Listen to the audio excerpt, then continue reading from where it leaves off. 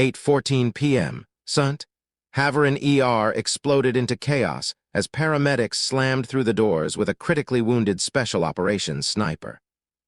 Blood streaked the floor behind the gurney, a dark ribbon dragged from a war zone into harsh white lights. 20 medical staff rushed in at once, commands firing, tools clattering, monitors shrieking, working furiously as his vitals collapsed and surged. Then the soldier jolted awake, not dazed, not sedated, conditioned. His eyes scanned corners like threats still lived there. The oxygen mask was ripped away, his hand clawing for a weapon that no longer existed. "Don't come near me," he bellowed, kicking so violently the gurney crashed into a steel barrier. Security hesitated. Doctors stepped back. This wasn't fear, it was battlefield reflex colliding with civilian order. Then a quiet presence moved forward. Nurse Ava Rios. She had no reason to be there. But when she leaned close and murmured a call sign meant to stay buried in sealed reports, ghost links, the room changed. The sniper froze mid-motion, breath trembling. "Ma'am, you're supposed to be dead." And in that suspended second, the ER realized the soft-spoken nurse they barely noticed had once been a Special Forces medic who crossed desert nights with 30 confirmed kills on her record. Before we continue, drop a quick comment. Never judge by appearances. Hit subscribe if you believe silent warriors deserve recognition. It costs nothing and it keeps these stories alive. 8:14 p.m. Saint Arden ER detonated again under fluorescent glare. Paramedics rushed in, the gurney rattling as thick blood spilled behind it. Steady, heavy, wrong. The man strapped to it wasn't just injured. He was shattered, side torn open, ribs grinding with every breath. His tactical gear had been cut away fast, not to save time, but to save respect. 20 clinicians closed in. "Clear the bay, trauma protocol, prep sedation. Imaging now." The sniper surged awake mid-order, not sluggish, not lost. Trained. His arms tore free, yanking the oxygen line loose. His stare was sharp enough that a surgeon flinched like he'd just been sighted through glass.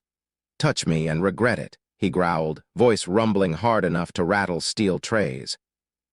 The heart monitor screamed, and Roman 4 stand toppled. A pen skidded across tile. He wasn't refusing care, he was refusing captivity. Security moved in. "Hold," the attending snapped. "We keep this controlled." The sniper twisted so hard the bed shifted. "Restrain me and I'm gone," he warned. "I'll drag myself out bleeding." No one moved, not because he was unstoppable, but because his eyes said he'd survived worse. Near the back, a nurse paused, tray in hand. Ava Rios, night shift, overlooked, steady in storms that never bothered learning her name. The staff called her junior like it defined her. She didn't look at the arguing surgeons. She looked at him.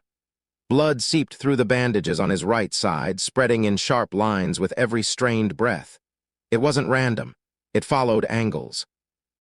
Alina's gaze tightened, reading structure instead of blood. "Sir, you're secure," the trauma chief tried again. "We need access." "You don't have clearance," the sniper snapped. "Step back." Ava moved, quiet, intentional. "Cruz, stand down," the attending barked. "This isn't your call." She kept going. The room stared like something had broken protocol itself. The sniper locked onto her, breath hitching, muscles coiling again. "No closer," he warned. "I don't know who you are." Ava didn't hesitate. No fear, no ego. She placed the tray beside the bed and bent close, close enough that her words belonged only to him.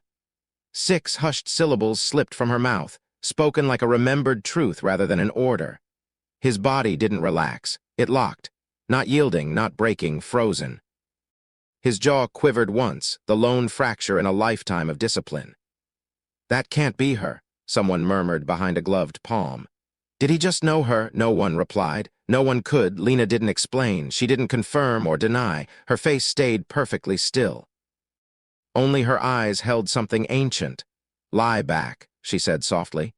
"You're losing blood faster than they realize." He looked at her as if a ghost had stepped into a room washed in fluorescent light. "You don't get it," he whispered. "This wasn't chance. They were waiting on the roof." Lena paused, gauze lifted halfway. She hadn't reacted when he thrashed earlier, but now she flinched. "How precise?" she asked under her breath. "Exact perch," he rasped. Exact second, exact angle, someone burned my cover before we cleared comms. A few doctors traded glances, puzzled, not enlightened. But Lena didn't look puzzled. She looked like someone who had just swallowed a former life hole. The attending stepped forward, voice sharp. Nurse called her, step away. This is beyond your... Lena peeled back the blood-soaked dressing. She didn't gasp. She didn't shout. She became utterly still, shrapnel scatter. Thoracic hinge bruising.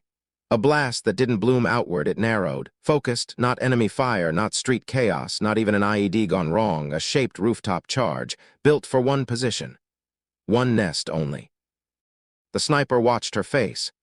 You've seen that signature, he said quietly. Haven't you? She didn't answer. One heartbeat passed. Then another. Beyond the glass, two men in suits appeared. No badges, no scrubs, no urgency. The kind of men who observed instead of intervened. Get him scanned. A surgeon pressed behind her. We need imaging now. If you go that deep without decompression, Lena said, eyes fixed on the wound, you'll drop the lung you're trying to save. Heads turned, brows rose, no one moved. How do you know that? A resident whispered. Lena didn't blink. The same way he knows I'm not here to hold him down. The sniper's eyes softened, just barely. Not relief, not trust. Recognition of a voice once followed through smoke and fire. He swallowed hard. They said the nest was secure, he breathed. Coordinates locked. Lena met his gaze, her steady and mercilessly clear. They weren't locked, she said. They were sold. His breath hitched, monitors spiked, surgeons surged forward. Back off, Lena snapped. It wasn't her volume that stopped them, it was conviction. Behind the glass, both men in suits raised phones to their ears at the same time. Overhead, the speakers crackled. South Wing lockdown initiated, military liaison inbound. The attending spun toward the corridor. What? Why? Who authorized this? The sniper reached for Lena's wrist, his grip unsteady, his voice stripped raw. They weren't here for him. She didn't need to ask who the response team was waiting on, she already knew. The emergency bay lights buzzed above them, monitors filling the quiet with artificial life. And for the first time since he'd been hauled through the sliding doors, the marksman stopped fighting. Not for medication, not for scalpels, not for command, only for her. Mara stepped back, breathing even, her eyes flicking again to the wound born of a rooftop ambush she had sworn she'd never witness again. She didn't murmur reassurance. She didn't soothe. She spoke the only sentence that mattered. We need to move now, before the ones observing decide he never walks out of this building. Everything stalled.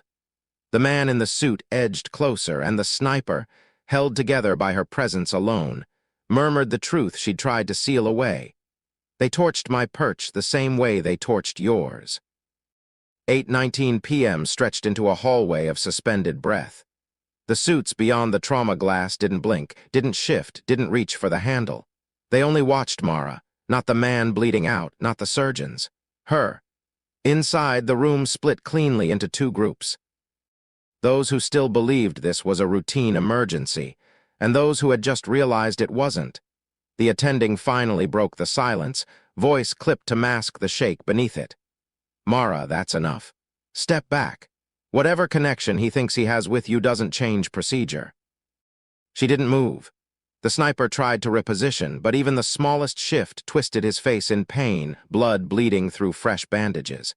He wasn't resisting anymore, yet his body still held tension like a remembered drill. Elbows tight, ribs guarded, throat set for an order that never came. They planned it, he said quietly, eyes locked on Mara. The extraction window changed at the last minute. Only 5 people had that revision. A ripple of murmurs moved behind her. These surgeons knew fear of loss, but not fear of design, not death chosen on purpose. Targeted destruction. Mara didn't look back. She didn't need scans or charts. Her mind carried patterns burned into it by a war she never named. Who altered it? She asked, voice level. He swallowed, sweat tracing down his temple. Command. Someone high enough. Someone who knew I trusted rooftop hides more than convoy runs. Her pulse stuttered, not with panic but recognition. He hadn't been hit because he failed formation. He'd been hit because formation was used against him.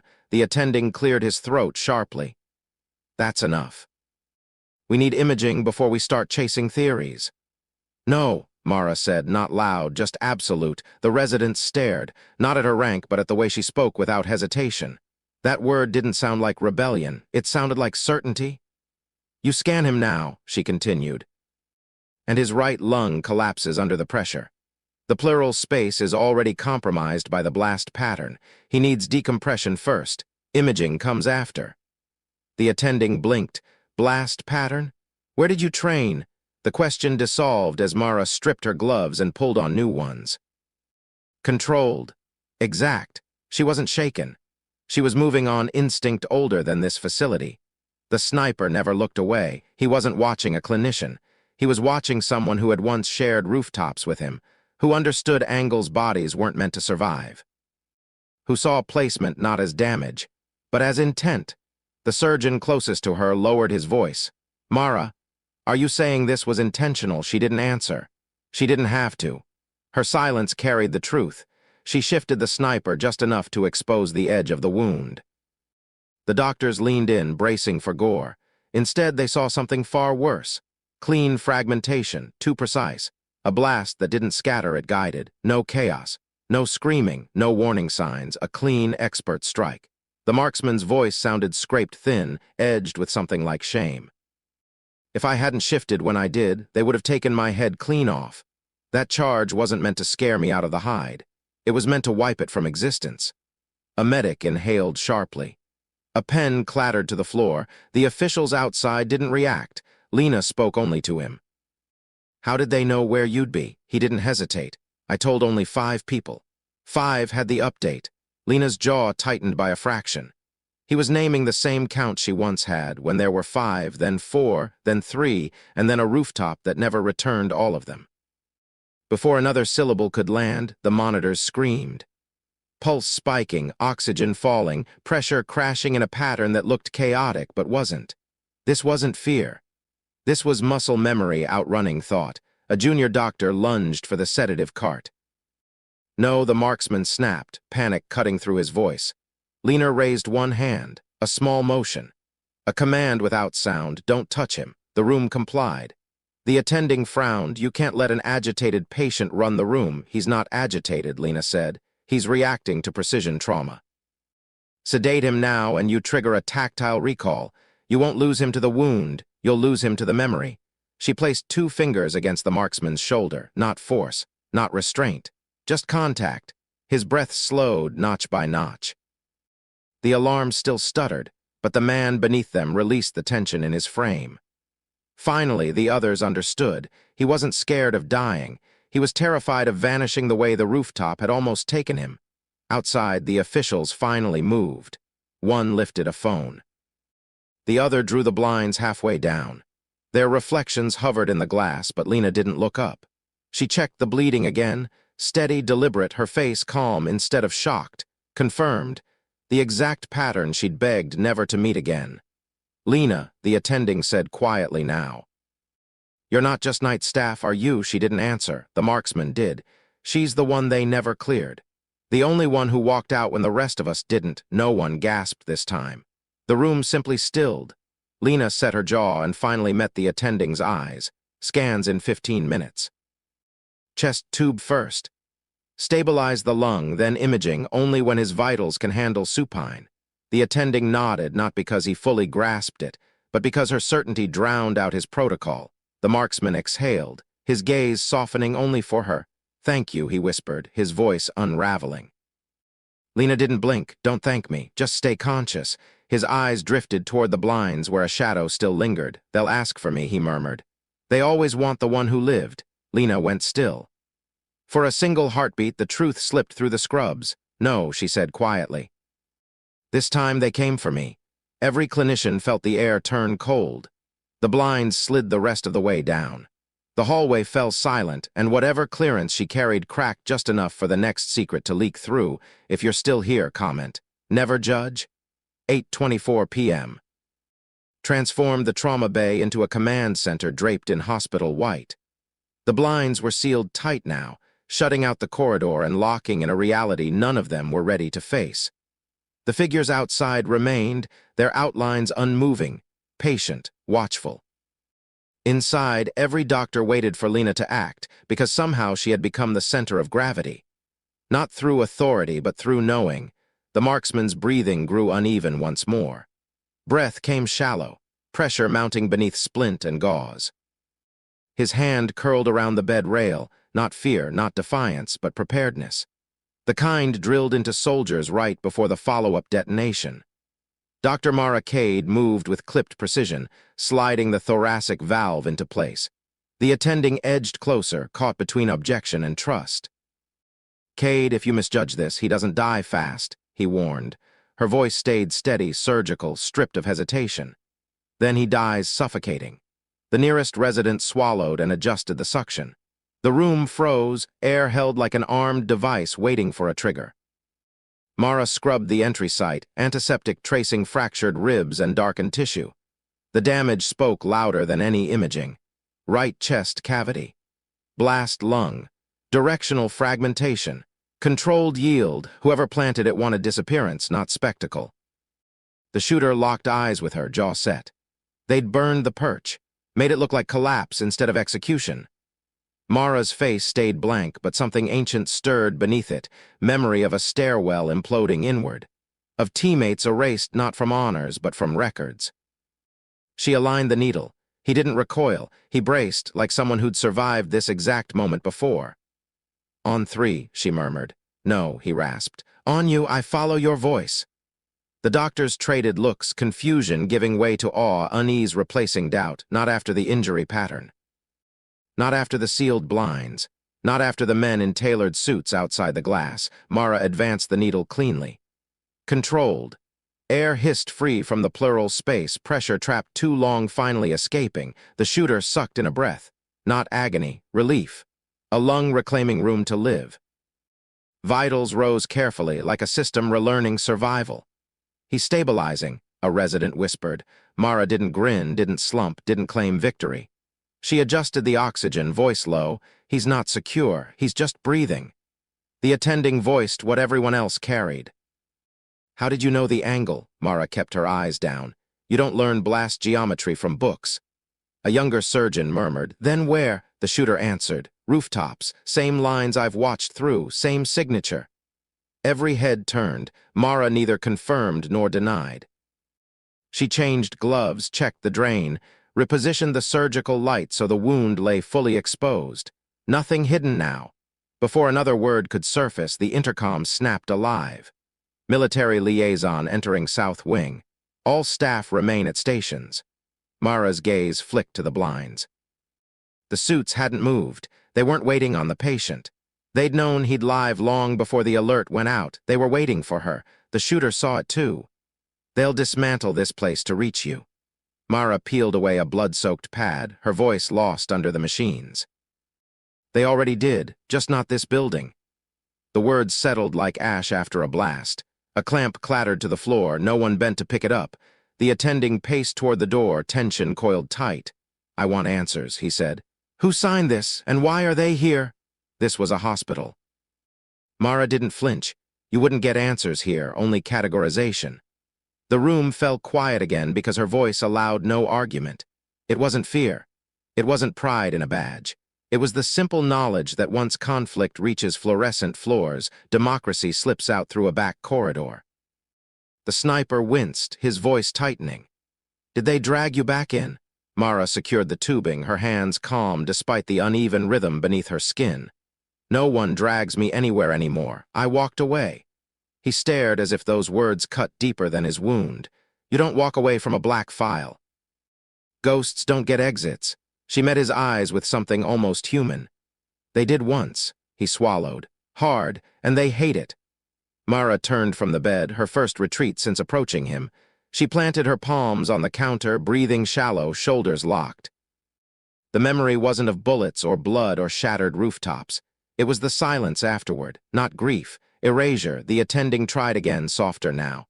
"Keller, you don't have to do this. Whatever happened, it's over. You're here. You're safe." Mara released a slow breath through her nose. "You don't get hunted because you're safe."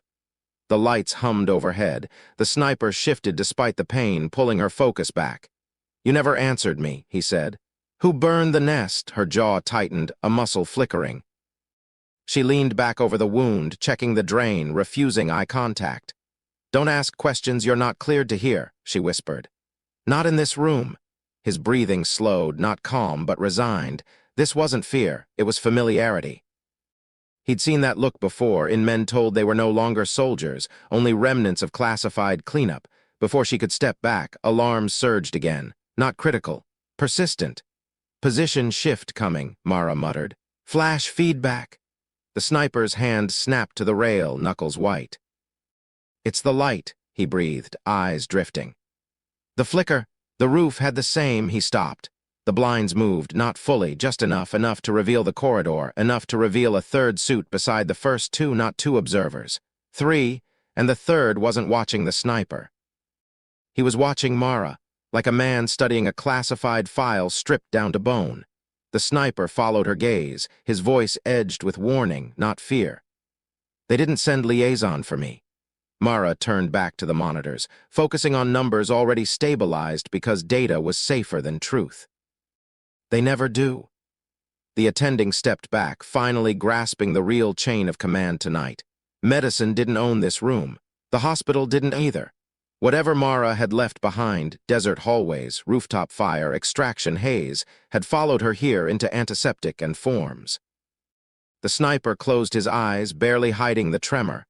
I won't let them take you. Mara didn't soften, didn't blink, didn't let comfort exist in her voice. It's not your call, and it's not your war.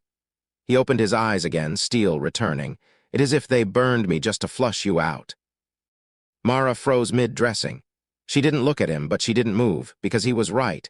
They hadn't marked him to erase him. They'd marked him to expose her. The blinds lifted another inch. The third suit raised a badge, unmarked, colorless, authority without symbol. The kind that doesn't ask. The kind that arrives. The blinds rose a final fraction, not enough to open the world, only enough to prove it was already inside. 3 suits now. Identical. Motionless. The closest surgeon drifted backward from the stretcher as though space itself could strip him of responsibility. The resident who'd spoken in a hush earlier now stood rigid, arms locked across his torso, silently pleading to fade into the background. Nurses shifted equipment with practiced motions, careful not to touch what mattered. The attending cleared his throat, the sound cutting sharply through the steady beeping of the monitor. Ava didn't turn. She tightened the seal, checked the line, read the numbers, each movement precise, each second stolen from the edge. She had seen rooms like this before, just never with white walls. Command posts disguised as aid stations, control centers pretending to be mercy. The marksman, pale yet breathing deeper than moments ago, followed her hands with unbroken attention. You can still step away, he whispered. She didn't respond. He was wrong, and they both understood that. The trauma bay door clicked shut, not loud, not theatrical, just a click, enough to kill denial. The third man entered in a tailored suit. No announcement, no badge displayed, no clearance spoken aloud. His shoes were immaculate, too clean for a corridor that had nearly claimed a life. He gave the attending a single nod, not a greeting, but acknowledgement, then turned to Ava Rios. She didn't look at him. Not yet. She stripped off her blood-soaked gloves and disposed of them with careful precision, the way someone handles incriminating proof. You shouldn't be here, she said. On the contrary, he replied evenly. This is the safest place for you right now. It wasn't a threat. That made it worse. The sniper pushed himself higher against the lines. She kept me alive, he said hoarsely. If anyone deserves recognition, give it to her. If you're here for me. We're not, the man interrupted gently, like describing the forecast. Ava finally faced him. Then say it, she breathed. Say why. He studied her features, searching for weakness. There was none. She'd sealed those fractures long ago. You exited a program without debrief, he said. No evaluation, no reintegration, no footprint. We allowed it. We did not chase you. We respected your request for removal. Request? She echoed, the word tasting like metal.